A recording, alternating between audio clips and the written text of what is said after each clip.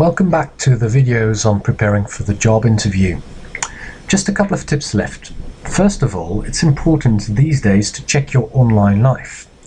Most of the candidates that get interviewed today are Googled beforehand, so if you have a LinkedIn profile, make sure that it's up to date and professional and that it matches the CV that you've uploaded.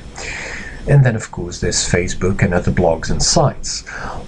All links or things that may be valuable and that underscore all the claims that you've made in your CV and cover letter, of course these are very good and will reinforce your message. All the messages or all the pictures that take away from the message or the image that you created, perhaps it's best to try and remove those if possible. Next to this cyber sidestep, let's get back to the main issues here, the interview itself. Important to know is that there are different seating positions that may influence the way in which an interview is conducted. Let's start with the first one. We have a panel situation. Let's face it, not very common, but in some cases you find that you as an applicant find yourself across a table of 4 or 5 or more different people of a jury type. This can be pretty intimidating, but the main thing to try and achieve here is that you keep eye contact with all members of the panel.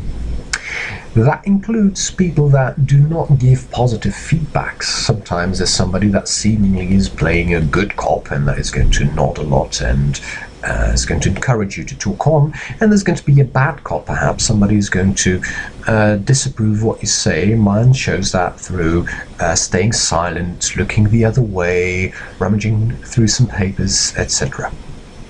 So the trick here is keep eye contact and look confidently at all people in such a panel. Ideally, you'll be sitting close enough to the table so that you can reach and put your arms on the table. If not, try to make sure that you sit up straight on your chair so not to show a slacking kind of posture.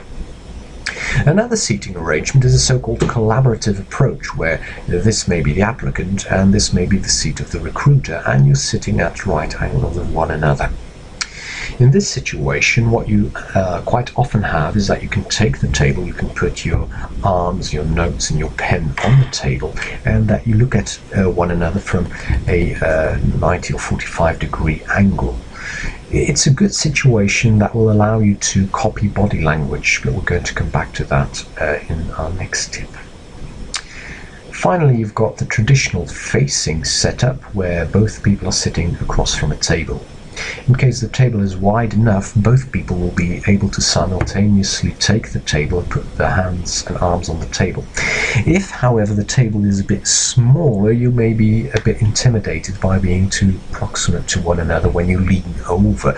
In that case, quite often what you see is that there's a kind of division of one person taking the table, leaning back, and that way giving space to the other person to also lean in and try to take the table. Do not underestimate the importance of the setting of a room. A room that has no decoration at all, as just some chairs and some tables, may feel quite uncomfortable, and you may have to put in a bit more effort to create rapport, some kind of relationship with the other person, with the interviewer. Whereas in situations that are already quite nicely looking, that invite a conversation, that will already break the ice a bit and will make it easier for you to relax and to speak freely and to show your motivation to the recruiter. So as soon as you walk into a room, you may already have some ideas of what you may be expecting. Finally then, for the job interview is checking timing and route. Don't be late, very important of course. That means that you check the site, also know where on the site you'll have to do the interview itself. Sometimes you have very large premises, many long corridors to walk through, so make sure that you've taken a look at that, so that you can avoid rushing, so you don't have to come in sweating or with the face completely red from running up the flight of stairs 2 steps at a time. I hope that all of these tips will help you perform at the job interview, and we'll continue with some more tips later.